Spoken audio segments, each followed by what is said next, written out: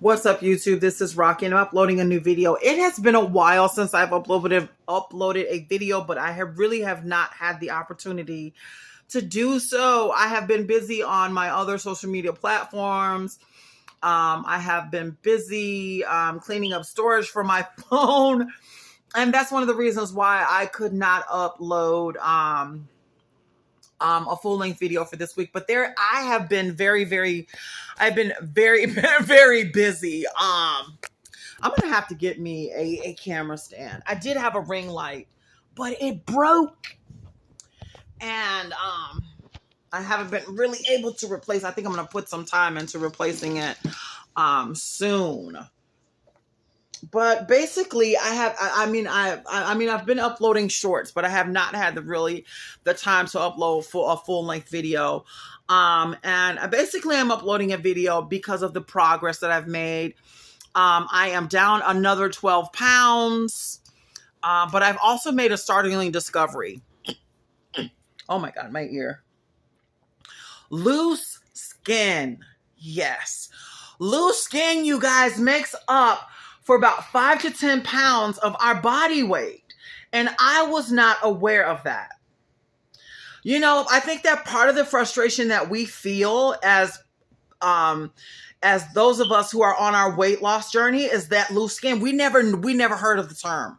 We never knew about the possibility of it, but it is an essential part of our health and our wellness. And it is an essential part of a weight loss journey. Like I said, we're not informed about weight loss, and you have all kinds of weight loss gurus out there, y'all. You have all kinds of nutritionists, and yet it really takes a discerning observant to understand and notice what it is that hampers us in our progress. And loose skin is one of them. We all think that loose skin can be solved with diet and exercise, and it can. Well, I mean, you know, with exercise. But if you're losing weight, for me, I'm really changing my eating habits. I'm restricting calories. And that's by changing up what I eat and how I eat and making those permanent changes to my diet and exercise. I'm eating things that I like, but my palate is changing as far as what I will tolerate. While we're young, we can take advantage of a lot of foods and a lot of experiences with food. But as we get older, we have to be more discerning because our body is changing. Our health needs are changing. A lot of our daily habits are changing. For some of us, they're more intense. For some of us, they're a little bit less. And you have to and you have to accommodate that. And some of us do it naturally and subconsciously without even understanding or knowing that we're doing it. And that is a wonderful thing. But loose skin is one of the side effects of those of us who are losing weight, and we're losing weight at a much faster pace than we thought. And sometimes I'll touch my skin and I can literally feel how loose it is, how much weight I have lost. But it won't show up on the scale if that skin is just hanging there. It won't. And so you think to yourself, my God, why am I not further along? I've been juicing, I've been exercising, I've been eating a lot of healthy things. And another thing I made a video about is incorporating more protein into my diet. And you guys, I need to show you guys how I use my juicer. I need to show you guys how much protein and the different options and choices that I'm making. So I'm going to take you to the grocery store with me. I'm going to take you all with me to show you how I shop for diet, for supplements that will help me, incorporate those proteins and fibers that I miss out in foods. And that's another thing that I discovered. We always assume that if we eat a certain fruit or vegetable, that we're incorporating enough fiber and protein into our diet. I set myself a nutritional budget of 54 grams of protein that I never, ever could meet. I ate one apple. I was not going to eat a whole bag of apples in a day. I ate a lot of red meat. I was not going to eat that much red meat in a day. And you guys, we literally need at least 100 to 200 grams of protein every day, at least 100 to 200 grams of protein, fiber every day, protein and fiber. If we can consume over 2,500 calories in a day, at least 100 to 200 of those grams should be protein and fiber. And I don't think that the average person consumes more than 20 grams of fiber in a day. And those are just facts. Those are some of the hard-hitting facts of our nutritional intake that blew me away. And I eat broccoli, I eat cauliflower, I eat corn, but you have to pack it on. Just like you're willing to pack the French fries onto your plate. Hold on. I'm back. I heard my doorbell ring. You have to be willing to pack that amount of protein onto your plate. And I know it's unpleasant, right? But I've been watching videos on YouTube that teaches you how to turn broccoli and cauliflower into tasty treats that you can blend together and put into your oven and bake and turn into muffins and to little snack crisp, and putting them into your omelet and turn your omelet into one of the most beautiful, most protein packed meals that you can have. And I didn't understand how to do that. I mean, I ate my broccoli separate, I ate my cauliflower separate, I ate my eggs separate, I ate my chicken separate, and I basically would steam them. I found recipes that teaches you how to take your broccoli, blend it up, mix it with your eggs and some fruits and some vegetables and things like mushrooms, and eat enough proteins to sustain you for hours. And I'm a huge advocate for eating at least 6 to 10 meals a day, but small meals. But if you are, and that's to incorporate that missing protein and that missing fiber into your diet. I mean, because aren't we all deceived by that? Oh, I had eggs this morning. 2 eggs is an equivalent, I think, to 7 grams of protein, compared to the 100 to 200 grams of protein that we need to eat every day in order to supply energy to our fat and in order to supply energy to our muscles and our bones and our skin and our eyes and other organs in our body that we need, that helps us basically, that helps us with our mobility. It helps us with lubricating our joints. It helps us with our bone health and things like that. And those things are just so key and so important to our daily function and our quality of life and our mobility and how we feel. And adding more protein to your diet and not feeling hungry, because when you feel hungry, you're angry and you're agitated and you're frustrated and you're anxious. And so you really don't care about what you eat. You just want to put something in your mouth. You just want to get something that satisfies your hunger. And your body is actually craving those extra grams of protein and those extra grams of fiber. Like, for a long time, I would be sitting by myself and I would be anxious and I would think to myself, what is it that I want? And instead of giving myself water, I would go find some sugary Kool-Aid and then would still be angry and frustrated. And when I couldn't get that thirst quench that I could from pop and Kool-Aid, you're going to eat because your body is craving that fluid. Your muscles are craving that fluid. It's craving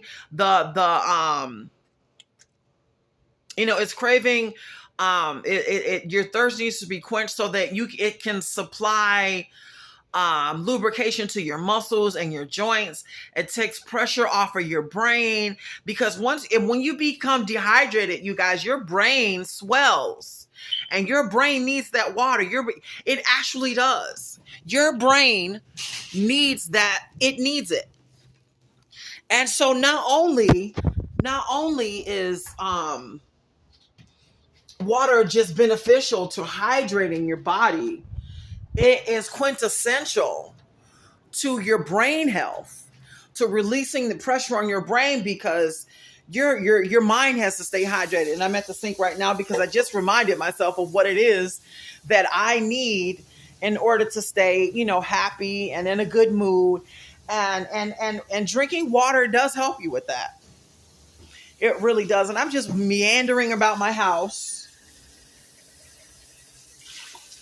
I'm just basically meandering about my house, getting water and still talking to you guys, because these are all different things that I've discovered while on my health and wellness journey.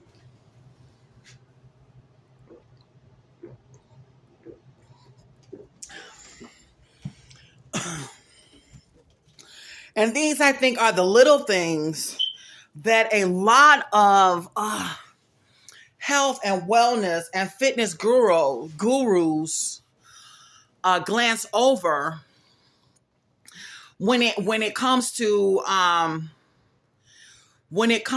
educating people on how to lose weight, how to get strong, how to stay strong and stay healthy, and how to maintain that weight loss. Because, okay, I know you want to lose weight, but what about your health? What about your well-being? What about how you feel every day on a day-to-day basis? Do you want it, because if it's always about being thin, then by all means, go get the treatments and the shots. But for some of us, it's about improving our health. It's improving about how we feel about ourselves. It's about overcoming injury. It's about overcoming giving birth to 2 to 3 or more children. And some women are lucky to be thin. But I've been putting stress on my body since I was young. I'm a former athlete. And some people have never been challenged in their lives physically. And as for me, I was an athlete. I had a fitness routine that was insane. And I was in shape and I was strong. And then I went from that extreme to being a mother. And being a mother was definitely taxing. And then I hit a bout of depression, and I just started giving in to every desire to eat and overeat and eat what I want to eat. And I never exercised because I didn't have a reason to. And now I'm learning about exercise and fitness as just something to incorporate into my daily routine in order to stay healthy. In order to stay healthy, in order to be able to still have movement and flexibility as I get older. And all of that is a challenge in itself. For some people, who can mimic, there are some people who are very good at mimicking other people and taking on certain behaviors and habits. I'm not like that. I am an individual. I have a mindset that has to be coaxed into stuff. I have to find the motivation. I have to have the drive. I have to have a reason, for doing things. And for me, staying healthy is one, losing weight is another, and increasing, increasing my longevity is another.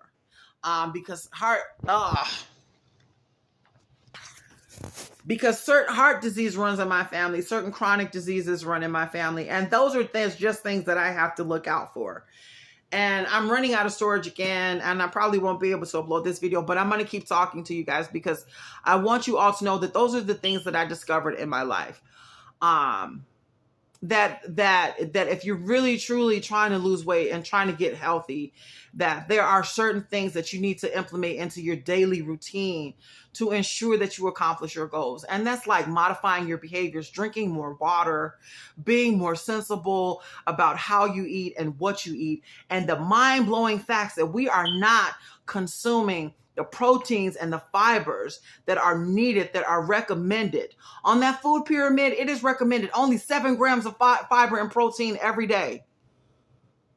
Compared to the fitness influencers that I follow that consume over 100 to 200 grams of protein every day in order to stay fit, in order for their muscles and their bones to stay lubricated. Because that's what proteins and fibers do. They only interact with that muscle to create those lubricants for your bones and your joints.